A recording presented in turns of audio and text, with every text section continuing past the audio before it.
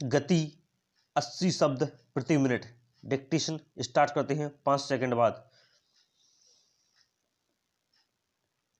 Start. उपाध्यक्ष महोदय, तब उन लोगों को कुछ आशा हुई कि हम लोग भी उसी तरह चल सकते हैं जिस तरह से पहले चल रहे थे, लेकिन अभी हाल में जो चुनाव हुआ उससे देश के धनिकों के मन में बड़ा संदेह पैदा हुआ कि इस चुनाव के बाद उनकी स्थिति वैसी नहीं रहेगी जो अब तक चली आती रही है।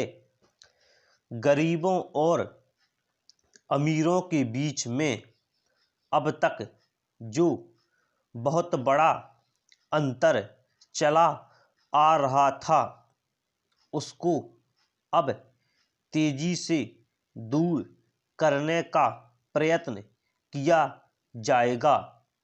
श्रीमान, मैं आपका बहुत ही आभारी हूँ जो आपने सदन में चालू वर्ष के बजट पर अपने विचार प्रकट करने का अवसर दिया है। मैं इस बजट का समर्थन करना चाहता हूँ। श्रीमान, मैं सबसे पहले अपने दल के नेता प्रधानमंत्री को इस बात के लिए बधाई देना चाहता हूँ कि उनके नेतृत्व में देश में कांग्रेस दल को स्पष्ट बहुमत मिला और इसके फलस्वरूप यहाँ पर केंद्र में एक ऐसी सरकार का गठन हुआ जो कि देश में वास्तव में समाजवाद लाना चाहती है।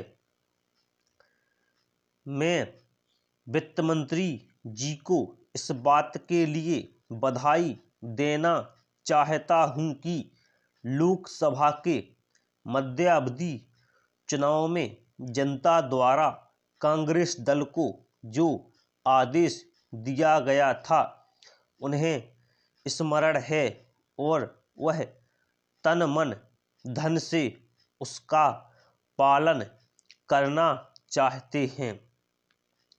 वह आदेश था देश में सामाजिक और आर्थिक विषमता दूर करने का, देश से गरीबी, बेकारी और बेरोजगारी को हटाने का और देश के जो पिछड़े हुए हिस्से हैं उनका पूरा विकास करने का, साथ ही साथ इस बात का भी आदेश था कि देश के अंदर इस प्रकार की सामाजिक और आर्थिक व्यवस्था पैदा की जाए जिसके अंतर्गत जनता शोषण से मुक्त हो सके। श्रीमान, यह ठीक है कि देश में कृषि के क्षेत्र में उत्पादन में वृद्धि हुई है, परंतु इसके साथ ही साथ यह भी दृष्टि में रखना चाहिए कि लागत में भी पूरी वृद्धि हुई है।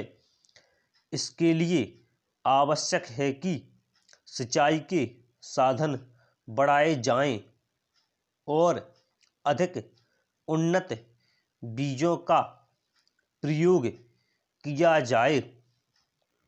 आज कृषकों को कृषि के यंत्र मिलने में बहुत कठिनाई हो रही है। जैसे छोटे छोटे ट्रैक्टरों का देश में बड़ा अभाव है, उनके बनाने के लिए शीघ्र नए कारखाने खोले जाएं, जिससे कृषकों को जल्द से जल्द ट्रैक्टर मिल सकें। देश तभी प्रगति करेगा, हमारा ऐसा विश्वास है। स्टॉप।